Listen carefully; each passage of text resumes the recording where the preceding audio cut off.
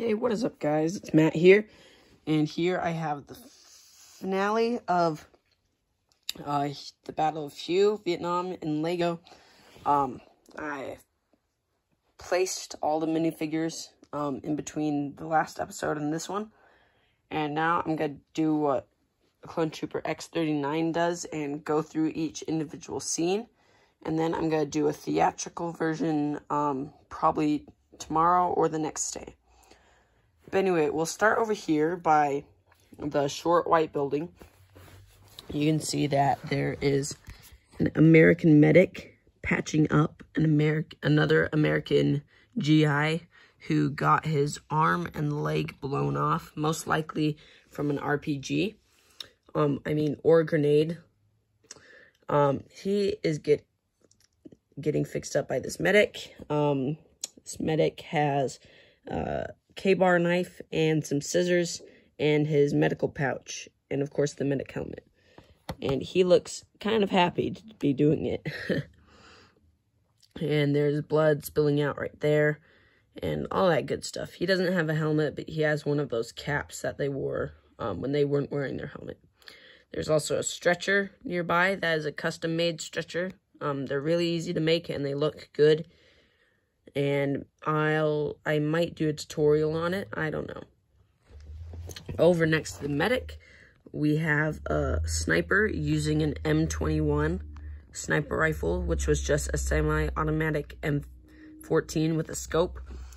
He's most likely the one that shot this dude or not that dude. Actually, yeah, that dude in the leg. You can see a blood trail back there. I'll get back to that later. There was a fire piece, but that fell off. Let me fix that real quick. Actually, I'll just keep it off because you know what it's supposed to be doing. He doesn't have a shirt on because it was very hot and humid in Vietnam. So, yeah. Here we have the lieutenant. And he is holding an M3 grease gun, which was still very much in use in Vietnam. It was in use even until the 1990s as used by tankers and paratroopers, I believe. He is probably calling in a napalm strike or an air superiority strike. He has, of course, his, what's it called? The lieutenant's badge on, or the lieutenant's stripe on his helmet. He has a scraggly orange beard, and he has his pouch probably full of maps. And here's a better look at the radio and him from the side. Here is the machine gunner, the M60 machine gunner. He is also shirtless, and he has a bandolier and a M1 pot helmet, the canvas cover that says Born to Kill. And he has straps on his legs. Next to him is another GI shooting his M16 at this lady right here.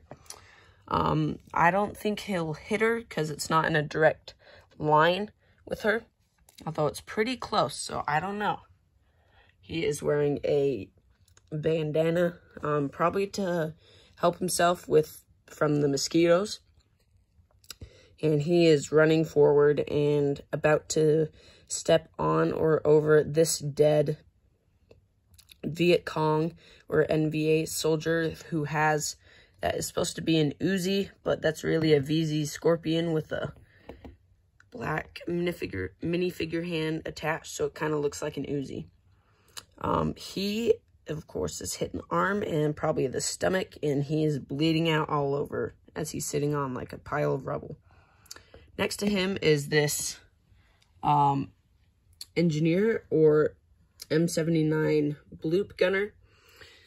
And he, of course, has an M79. I don't know if he miscalculated and this dude got hurt, but that's up for you to decide.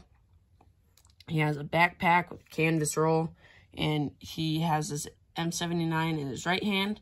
He probably spent the shell, and he doesn't want to reload, so he's pulling out his M16, and he's getting ready to take down whoever is next to him. And he is next to the small tan house. In front of him is the M2 flamethrower. Although this, I think, would be like an M6 flamethrower, but I'm not quite sure. He is shooting directly into this building, and there are flames inside it, and I made the walls black so it looks like everything's burning. And a nearby bush has caught on fire, and this dude, who is obviously on fire, is running out of the building and going to run towards this fountain, which I forgot to put the blue pieces in. I apologize. He is running right past this dead American Marine, and he is sprawled out on the ground, clutching his M16 in his cold, dead hands. And there's some blood stains or trail right there. And he isn't wearing an M1 pot helmet, but one of those caps too. There is this Viet Cong soldier who just got hit in the leg. He's raising his arm because he's probably got to fall backwards. Here's a look at that. He is holding an AKM or an AK-47, but I believe I got the AKM. You can decide which one it is. I honestly don't care. But yeah, he got hit in the leg and he's about to fall back. Also, on the other side of the fountain, there is a Viet Cong lady who has an STG-44. She probably spent the magazine or it jammed, so she's about to throw a grenade.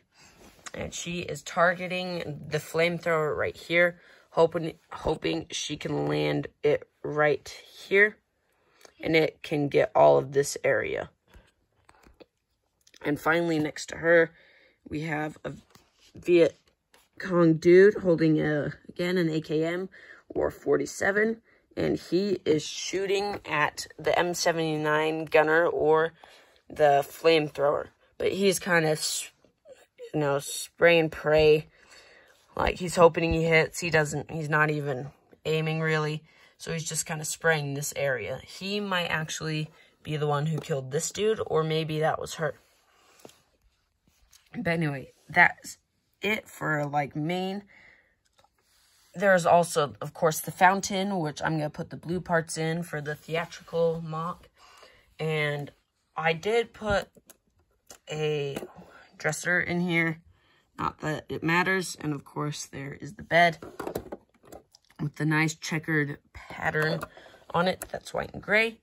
I will flip this around so you can see a better view. This.